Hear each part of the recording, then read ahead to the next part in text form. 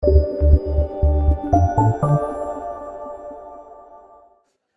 damos las buenas tardes al historiador Carlos de Masi. Se cumple una fecha muy simbólica, como es los 40 años del plebiscito, plebiscito, intento de reforma constitucional del gobierno de facto, que finalmente resultó rechazado por la ciudadanía. Una primera reflexión sobre lo que ocurrió en aquel 30 de noviembre de 1980. Bueno, buenas tardes, muchas gracias por esta invitación. Bueno, así una primera, tal vez si hubiera que resumir todo en una sola palabra sería sorpresa, ¿verdad? Es decir, en realidad la idea del plebiscito era una idea que venía corriendo desde hacía ya unos años y se concretaba en esos días, pero si bien todo el mundo deseaba que diera un resultado negativo, que el resultado negativo efectivamente se diera, significó una enorme sorpresa. Y por supuesto, un entusiasmo muy grande, ¿no? Que después habría que ver cómo se gestionaba. Pero creo que para los uruguayos de aquella época fue una muy buena noticia.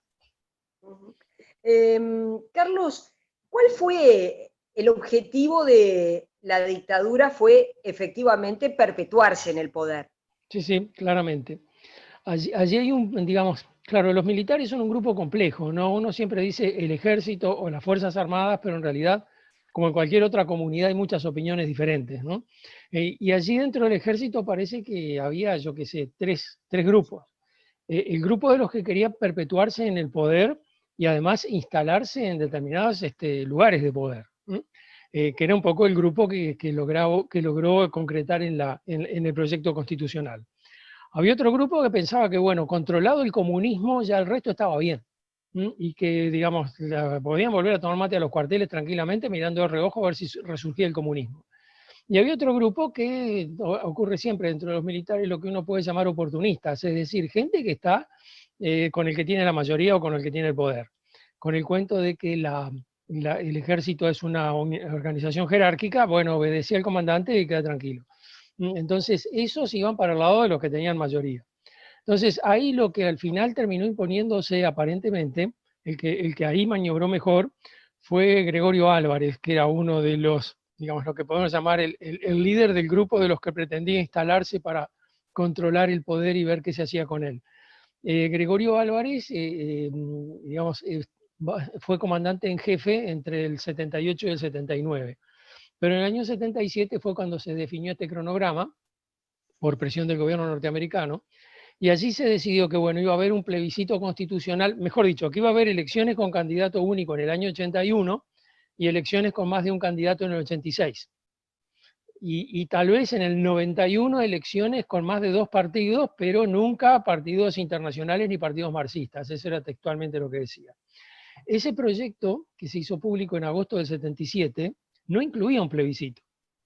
Después se dieron cuenta que si querían hacer elecciones con candidato único en el 81, tenía que haber una constitución que habilitara eso. Entonces, de allí es de donde sale la propuesta de reforma constitucional en 1980. Que además, fíjate que el cronograma se planteó en el 77, plantear el comienzo de la transición en el 81 significaba patearla muy lejos, sacarla del estadio prácticamente, ¿no? Llevarse los plazos muy adelante. Y fíjate que en los términos, digamos, en los tiempos de dictadura, imaginaban que había una elección con candidato único en el 81, una elección con 2 candidatos en el 86 y una elección con más de 2 partidos en el 91. O sea que imaginaban que 15 años después todavía iban a seguir controlando la situación y permitiendo o rechazando la posibilidad de partidos. Es decir, más allá del hecho de decir, qué equivocados que estaban, no, esa era la construcción del futuro que había en el momento. Estaban tan consolidados en el poder que estaban seguros de que lo iban a mantener indefinidamente. Y ese cronograma además coincide muy claramente con los tiempos de Gregorio Álvarez, que esa es otra historia, para ser el candidato único en 1981. Faltaba muy poco para la jornada plebiscitaria y no se conocía claramente el texto constitucional, no estaba el texto constitucional. Eso es real, es decir, la Constitución se elaboró de gabinete, así, absolutamente entre 4 paredes. Aparentemente allí el gran factotum fue Enrique Viana Reyes, que era un fiscal que después fue rector de la universidad en la época, en los comienzos del gobierno de Álvarez y después quedó para afuera, fue consejero de Estado también. Viana Reyes aparentemente elaboró la Constitución y la elaboró él de acuerdo con los criterios que más o menos les habrán dado sus mandantes. Pero la Constitución teóricamente la tenía que aprobar el Consejo de la Nación, y el Consejo de la Nación empezó a reunirse creo que el 23 de octubre o el 24 de octubre, es decir, tuvo 3 o 4 reuniones a full para aprobar el texto constitucional. Prácticamente no se le movilizó, no se le modificó nada. Incluso como los tiempos eran tan cortos, fíjate que falta un mes para el plebiscito y todavía no se conoce el texto que se va a plebiscitar, no está aprobado. Aparicio Méndez, que era el presidente de la República y también presidente del Consejo de la Nación, estableció este extraño mecanismo para aprobación. Se lee el artículo. Si alguien tiene alguna oposición, lo dice. Y a continuación se pasa a votar, no hay discusión, y se pasa al artículo siguiente. Por lo tanto, se aprobaban los artículos así, viste, en ristra, como vienen los panes, una flauta en la panadería, vengan uno tras de otro. Cuando alguien planteaba una duda o un cuestionamiento, a mí este artículo me parece que habría que modificarle algo, etcétera, etcétera, muy bien, se pasa a votar, normalmente todos votaban a favor y uno, que supongo que es el que propuso, votaba en contra del artículo y pasaba al artículo siguiente. Chao. Una cosa demencial. No daban los tiempos para discutir nada. El único punto que se discutió, mira qué interesante, que separaron incluso la sesión y pasaron a corte intermedio para discutirlo a puerta cerrada, fue el siguiente. El proyecto de constitución establecía que los uniformados no votaban. Es decir, los integrantes de las Fuerzas Armadas no votaban, desde soldado raso hasta comandante en jefe. Ninguno iba a votar. Entonces, a uno de los civiles eran de lo peor, te voy a decir, ¿no? A uno de los civiles que estaba presente en el Consejo de la Nación, se le ocurrió que era muy injusto. Y lo dijo, no podemos dejar afuera a aquellos que hicieron posible que nos libráramos del comunismo y que hacen posible esta reunión que hoy tenemos acá. Es decir, les chupa las medias así, descaradamente. Entonces, que proponen que se haga que se les permita. Entonces, los militares que están presentes, toda la Junta de Generales está ahí, piden un cuarto intermedio y se van aparte a discutir el tema, 20 minutos. A los 20 minutos vuelven y el comandante en jefe de ese momento, que era Queirolo, dice, bueno, hemos decidido dejar el artículo como está. ¿Por qué razones? No me preguntes. Pero como es Iván Paulós, pide la palabra y dice, no, decidimos dejar así el artículo porque sabemos que con esta Constitución las Fuerzas Armadas se van a politizar y no queremos que se politicen de manera partidista. Entonces, que ejerzan su poder político, pero sin participar en la selección. ¿Te das cuenta que de todas las soluciones, por favor, era terrible? Bueno, y esa fue la única situación que se votó, que se discutió, y todo lo demás se aprobó tal como venía, sin ningún problema. Entonces, ellos tenían... termino una cosita. Recién se conoció la Constitución cuando se publicó en el Diario Oficial a principios de noviembre. Claro. Ellos obviamente pensaban el Uruguay con un orden constitucional totalmente distinto al que teníamos, sí. ¿Verdad? De todos los proyectos constitucionales que se han plebiscitado en este país, este es el más original, el más distinto de todos. Tiene cosas que ninguna constitución tiene. No voy a entrar en detalles, pero digamos, es realmente una anomalía constitucional el proyecto. Tú decías recién que a impulso de Estados Unidos, que quería que Uruguay transitara por el sendero democrático. ¿Cuál fue el rol de Estados Unidos? Bueno, allí el rol de Estados Unidos fue variable. Es decir, en un principio Estados Unidos apoya, el gobierno apoya el golpe de Estado, apoya la dictadura. El embajador norteamericano, que se llamaba Ernst Siracusa, tiene nombre de procónsul romano, es brutal, digamos, era un individuo que tenía muy buenas relaciones con los militares y que, digamos, en Estados Unidos apoyaba mucho a los militares. Ahora, en Estados Unidos allí hay un giro porque la situación, digamos, en Estados Unidos ocurren dos cosas simultáneamente. Uno, cumplen 200 años de la proclamación de su independencia, y dos, cae Vietnam del Sur como es atropellado por Vietnam del Norte. Es decir, la guerra de Vietnam terminó con una derrota, el aliado de Estados Unidos fue derrotado, y encima buena parte del universo festejó. Incluso buena parte del mundo libre festejó, porque la guerra de Vietnam realmente era una cosa que era un castigo, una carga ética importante. Bueno, y eso a los norteamericanos también les pesó bastante, entonces allí empezaron a replantearse un poco el tema de decir, bueno, ¿por qué festeja el mundo cuando el mundo libre en realidad ha perdido? Y porque Estados Unidos, es la conclusión, no está defendiendo al mundo libre, está defendiendo las peores dictaduras que hay en el mundo libre. Entonces es claro que los pueblos festejan cuando una dictadura cae. Entonces allí, digamos, hay todo un giro de la política que se empieza a ver incluso antes de que suba Carter a la presidencia. Con Carter se va a hacer muy claro, pero por ejemplo, el corte de la ayuda militar a Estados Unidos es en octubre, antes de las elecciones, octubre del 76, antes de las elecciones que ganó Carter. O sea, ahí ya hay un giro en la política. Cuando Carter asume, no sé, digamos, entre las prioridades de Carter no estaba precisamente América Latina en el lugar uno, ¿no? Pero tiene como una asesora de derechos humanos a un personaje muy particular, que es Patricia Derian. Patricia Derian era una becaria universitaria norteamericana que estaba en Buenos Aires y que hizo muy buena amistad con Michelini y con Ferreira Aldunate. Y Patricia Derian además era muy sensible al tema de derechos humanos. Entonces el tema Argentina-Uruguay en la cabeza de Patricia Derian estaba muy presente y él asesor de derechos humanos. Entonces allí, digamos, hay un pique que va a estar permanentemente hostigando, digamos, cada vez que se presenta un informe contra Uruguay en la OEA, por ejemplo, Uruguay espera que Estados Unidos diga que no, y Estados Unidos dice que sí, que se haga público el informe. Y hubo jornadas en la OEA que fueron épicas porque al representante uruguayo le pegaron de todos lados. Algunos de ellos volvió de la jornada en la OEA, dio su informe y presentó renuncia. Chao, no cuenten más conmigo, que busquen a otro. Es decir, con Estados Unidos ahí la situación se puso complicada. Ahora, desde el punto de vista diplomático, el asunto es distinto. Carter nombró a un encargado de negocios para asuntos latinoamericanos que se llamaba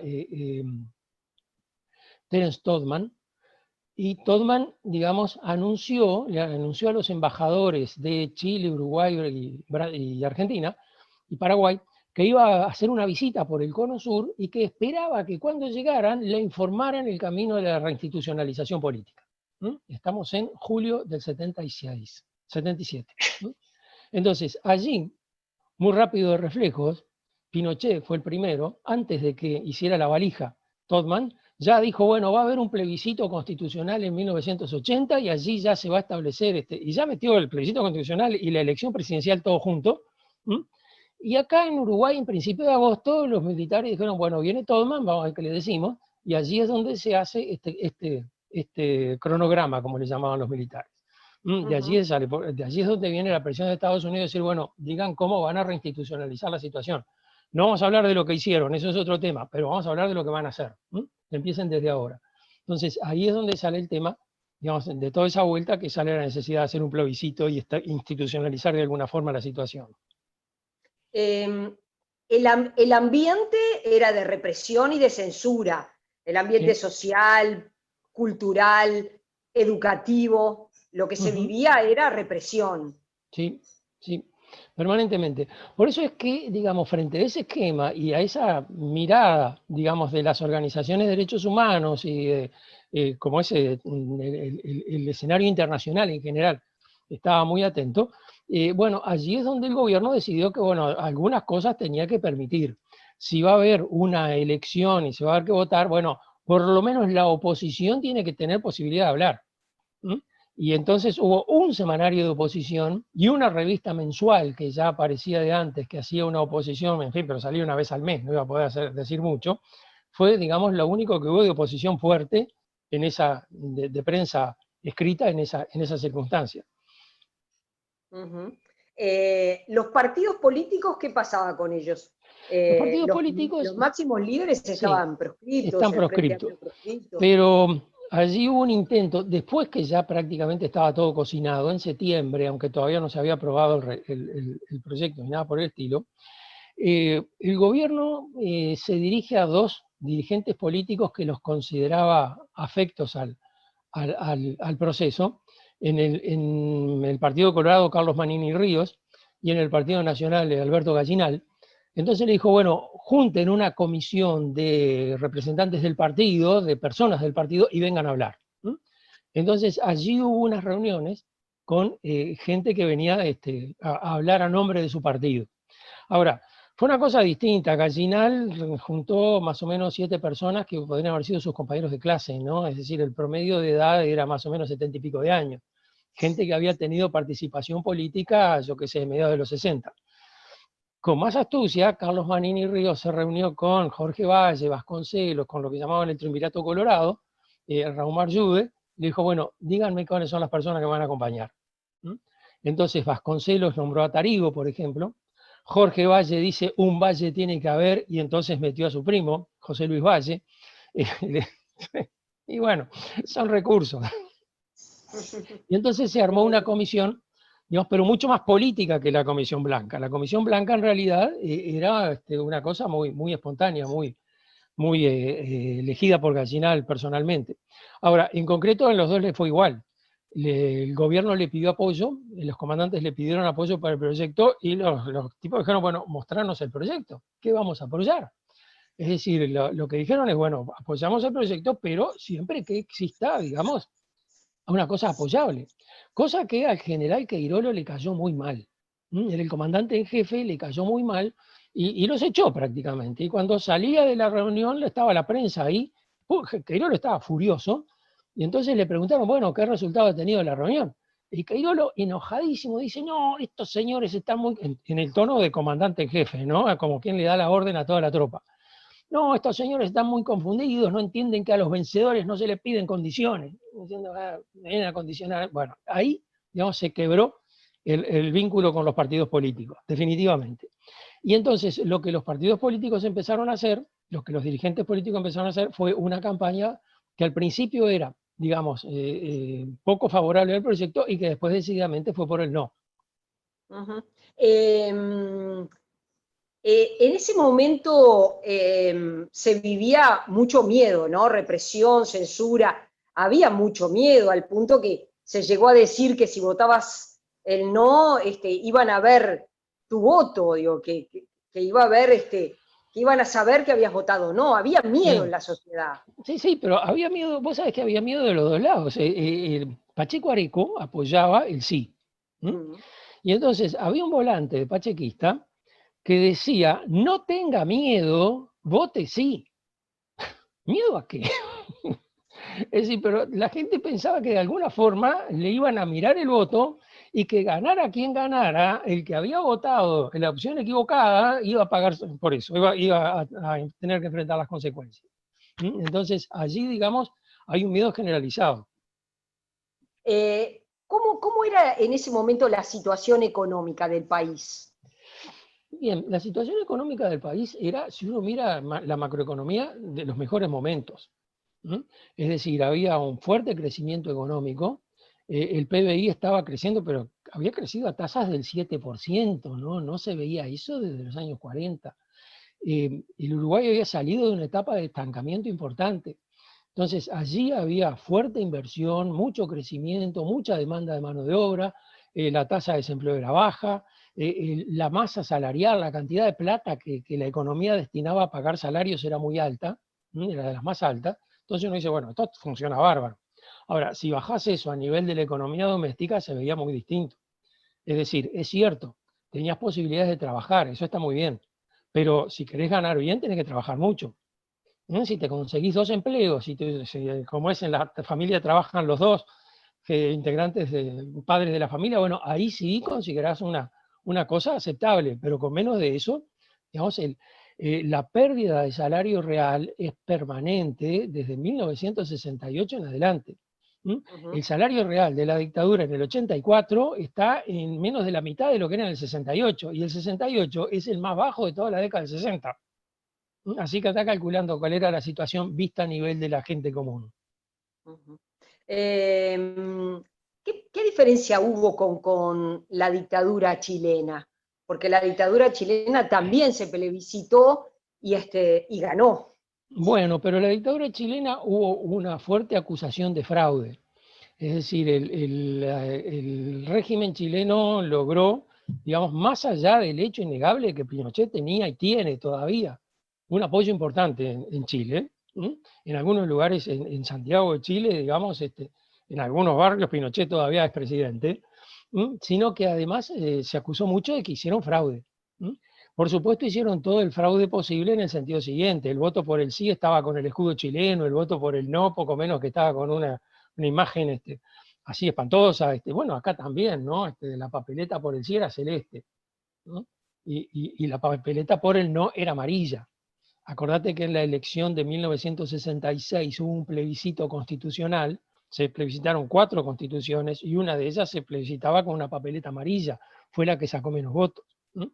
Entonces, también el gobierno chileno hizo algo por el estilo.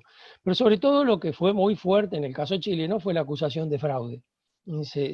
Como se estableció, se denunció con mucha fuerza, y parece que hasta donde se pudo investigar algo había, de que ya el resultado estaba cantado antes de que la gente empezara a votar. Para evitar problemas, para evitar...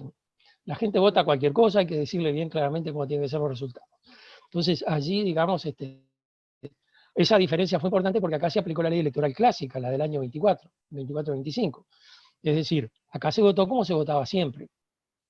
Que ese también fue un punto interesante. Respecto al triunfo, ¿no? Hay quienes dicen, bueno, en realidad se perdieron en 8 departamentos, hubo un 42% de uruguayos que votó sí, es decir, es cierto, desde el punto de vista electoral, ganar con el 57% de los votos, casi el 58%, es una cifra interesante, pero de cualquier manera, el sí tuvo lo suyo. Sí, porque en el sí hay mucho sí. Es decir, uno no puede decir ganó el sí, por lo tanto estaban a favor de los militares, o ganó el no, por lo tanto estaban en contra de los militares. La gente votaba por sí o por no por muchas razones diferentes. Se sumaban, se conjugaban de una manera extraña. Hubo un caso, alguna situación que es interesante ver, que es la siguiente: estrictamente los militares, el régimen, no hizo propaganda por la Constitución, sino que plebiscitó el régimen. Es decir, las propagandas electorales, ¿de qué hablaban? De los logros que había tenido el gobierno, de lo bien que vivíamos ahora, de lo tranquilo que estaba todo, de las grandes obras. De la Constitución no decían ni una palabra. Entonces, en definitiva, ¿qué es lo que te estaban preguntando? Si estás a favor o en contra de la dictadura, no si estás a favor o en contra de la Constitución. Si hubieran hecho la propaganda a favor de la Constitución o en el sentido de la Constitución, quedaba un recurso muy bueno: decir, bueno, sí, dijeron que no a la Constitución, pero fíjate la participación del electorado que hubo, más del 90%, entonces la gente está a favor del régimen. Se la jugaron a plebiscitar el régimen, y entonces lo que resultó fue un no al régimen. Ahora, ¿por qué se vota por sí? ¿Por qué se vota por no? Son muchas razones. Fíjate que hay una cosa interesante. El departamento de 33 fue la más alta proporción del sí. Y el departamento de Paysandú fue la más alta proporción del no. Hubo más no en Paysandú que en Montevideo proporcionalmente, y hubo más sí en 33 que en cualquier otro lugar del país. Sin embargo, 4 años después, elecciones nacionales, en 33 gana Wilson El Sogoni, que era el candidato del wilsonismo, es decir, gana el sector más opositor del Partido Nacional, y en Paysandú ganó Belvisi, que era el intendente de la dictadura. Es cierto que ganó por 400 votos, 300 votos, como quiera que sea. Digamos, si uno mira lo que había sido la proporción del no en 1980, tendría que haber, digamos, desaparecido electoralmente Belvisi. Sin embargo, ganó. Entonces, esos cambios, digamos, esos giros, muestran que en realidad los votos no son tan sencillos, son conjunciones complejas de factores que hacen que la persona decida en un solo gesto muchas cosas distintas. ¿Cómo se vio en aquel momento el debate televisivo del 14 de noviembre, donde estuvieron Tarigo y Ponce Echeverri, y por el sí estuvo Volentini y Viana Reyes? Fue un debate muy importante, ¿verdad? Fue, sin duda que fue muy importante. Yo creo, digamos, sin exagerar, que cambió la historia. Digamos, hasta ese momento todos estábamos convencidos de que ganaba el sí. A partir de ese momento todos descubrimos que había fuertes argumentos para que ganara el no. Pero tuvimos que verlos y oírlos antes de convencernos. Después, una cosa rara en lo siguiente. Acá nunca había habido debates televisivos de eso. Hasta 1971, de repente uno juntaba a dos candidatos a diputados de dos partidos distintos, los juntaba algún periodista y hacía una especie de pequeño encuentro ahí. Bueno, discutan un poco. Los pesos pesados iban a hablar con un periodista separadamente, entonces cabeceaban los centros que el periodista le tiraba. Tampoco vamos a buscar un enemigo. Pero así un debate en televisión, ni ahí. Pero fíjate que en 1976, en octubre del 76 y en octubre del 80, es decir, pocas semanas antes del plebiscito, los periodistas iban a la Alianza Cultural Uruguay-Estados Unidos y veían el debate entre los candidatos presidenciales norteamericanos. Y los veían a los tipos que estaban, yo que sé, Reagan contra Carter en octubre del 80, estaban enfrentados, discutían en mil cosas, pero se trataban con gentileza, se daban la mano, se hacían alguna broma antes de entrar a... Es decir, que las cosas podían... No necesariamente tu adversario es tu enemigo, ¿no? Puede pensar distinto, pero no podés olvidar de que él tal vez tenga razón. Entonces, esa idea de un debate televisivo entre figuras de peso y etcétera, pegó acá, y entonces se les ocurrió hacer un debate, pidieron autorización a la DINAR para hacerlo, y a la DINAR le pareció una buena idea. Ahora, lo interesante es que en ese debate todo salía mal hasta que todo empezó a salir bien. Son de esas cosas mágicas que ocurren que, no sé, porque en realidad el debate era, bueno, un blanco y un colorado y dos del lado del gobierno. El colorado era Tarigo, que era abogado, etcétera, que en ese momento, digamos, no estaba proscrito y no tenía pasado político, y el blanco era Oliu, Fernando Oliu, que era un dirigente político, un abogado también de mucho peso, había sido subsecretario del Ministerio de Instrucción Pública cuando Pibel Devoto era el ministro, tipo que no tenía, digamos, un pasado político de primera fila, pero era un polemista temible. Ahora, cuando faltaba un día para el plebiscito, para el debate, viene la orden de la DINAR, Oliu no puede ir. O sea que hubo que improvisar a otro. Llaman por teléfono, Blanco y dice, bueno, va a ir Ponce Echeverri, con el cual nadie tiene ningún problema. Ahora, Tarigo, lo único que tenía en común en Ponce Echeverri que eran hinchas de Nacional los dos, pero otra cosa no lo había visto nunca, ¿no? Según dice Tarigo, lo conocía solo de foto. Entonces pensó, bueno, a ver si lo veo a Ponce Echeverri el día antes, decía Tarigo. Bueno, no lo pudo ver. Él llegó un rato antes de que lo graben el programa, conversamos un ratito, bueno, llegó un rato antes, llegó la hora del programa, pasó la hora del programa y ni noticia de Ponce Echeverri. Al rato cae Ponce Echeverri, yo que se supone que estaba filmando, según dice Tarigo, previsto para grabar a las 9, como a las 10 menos cuarto cayó Ponce Echeverri, pidiendo disculpas porque había estado de copas con unos amigos y se había dormido, pero que estaba todo pronto, vamos a empezar ya. Y fueron así a la guerra, a como saliera. Y salió como salió. Es decir, fue mucho más eficaz Ponce Echeverri que lo que hubiera sido Liu, siendo Liu con la capacidad fenomenal que tenía. Pero un tipo como Ponce Echeverri, que tiene chapa derechista, que dice en el debate, yo no soy comunista, soy blanco, más de derecha, voté a Guerrondo y voy a votar por no. Y encima, al lado, Tarigo dice, bueno, yo si fuera comunista, votaba por sí. Entonces se invirtió toda la argumentación. Resulta que los comunistas votan sí y la gente de derecha vota no. Porque lo dice Ponce Echeverri. Claro. Es decir, eso, después decía Tarigo, eso no estaba planeado, nada de eso salió planeado, pero salió mejor que cualquier otra cosa. Tanto que, fíjate, ya estaba autorizado, anunciado, grabado y programado el debate, lo miran en la DINARP y no les gustó nada, les pareció espantoso. No lo podían anular. Pero entonces lo que hicieron, y si se mira la versión en YouTube se va a ver claramente, Giacosa presenta a los integrantes del debate, bueno, del panel. Bueno, está fulano, mengano, etcétera, etcétera. Y de repente dice, pero antes vamos a repasar un poco estos últimos 10 años. Y hay todo un repaso de los hechos de los últimos 10 años, el golpe de Estado, los atentados, los Tupamaros, esto, aquello, lo otro. Y entonces después aparece de nuevo Giacosa y dice, vuelve a presentar a los integrantes del panel, es decir, repiten esa y ahí arranca el debate. Diciendo, bueno, el que mire este debate lo va a mirar teniendo presente todo lo que ha ocurrido. Fue inútil. El debate, yo me acuerdo, yo trabajaba en un liceo, en un colegio particular, y bueno, del debate el viernes casi no se habló en la sala de profesores ni en toda la semana. Nadie tenía ninguna expectativa sobre el debate.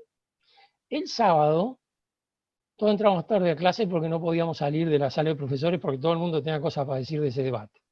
Es decir, allí, también ahí descubrí que pensaban mis compañeros de trabajo, ¿no? Porque uno de política no hablaba y menos en un colegio. Pero en ese sentido cambió por completo la situación. Y a partir de allí, también los militares vieron el peligro. Y entonces decidieron, digamos, dos cosas. Por un lado, publicar la Constitución. La Constitución solo se había publicado en el diario oficial, nadie la conocía. Entonces decide hacer una edición que se reparte con la prensa el martes siguiente de la Constitución. Y un folletito que venía, diarito que venía con el diario, que ya llevaba por título La Nueva Constitución, como que ya estuviera aprobada, ¿no? Y ahí estaba todo el articulado y tenía unos recuadritos donde vos leías los recuadritos y te dabas cuenta que estaban contestando lo que habían dicho en el debate. El Tribunal Constitucional no es un tribunal veneciano, es una garantía para la seguridad nacional, no es darle todo el poder a los militares, es simplemente un estado de control. Es decir, los argumentos que no habían podido decir en el debate los ponían en el diarito. Eso fue una cosa. Y la otra, pegó un giro la propaganda. La propaganda cambió de color.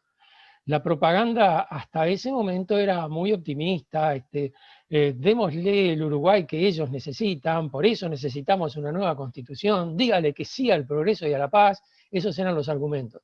A partir de allí cambiaba una cosa, ciérrele el paso al comunismo, vote sí. Y los últimos mensajes, que eran solo de radio, decían, ¿usted qué prefiere? ¿Un poder ejecutivo maniatado que no pueda enfrentar los embates de la guerrilla o un poder ejecutivo fuerte que respete los derechos? Vote sí. Ya estábamos absolutamente descontrolados. Creo que los militares veían, digamos, no pensaban que perdían, pero veían el riesgo de la cantidad de indecisos que había. Pensaban que la cantidad de indecisos eran indecisos. En 1980, si tú vas caminando por la calle o si estás en tu casa, tocan timbre, viene un desconocido y te dice, va a haber plebiscito, ¿usted qué piensa votar? ¿Qué le vas a decir? Voy a votar por no. No le decís. No sé quién es ese tipo. No, todavía no lo tengo decidido. Lo pongo, sí, todavía estoy indeciso. No, a mí la política mucho no me interesa. Sácatelo de encima rapidito. Normalmente los indecisos son gente conservadora. Entonces volcaron la propaganda hacia, digamos, captar a los conservadores, pensando que ahí estaban los indecisos. No, los indecisos ya estaban decididos. Eso ya, digamos, los conservadores iban a votar por sí, no hay problema. El problema era qué pasaba con el resto. Y allí creo que se llevaron la gran sorpresa cuando abrieron los votos. ¿Cómo nos llevamos todos, no? Carlos de Masi, gracias por la entrevista. No, por favor, gracias por esta participación.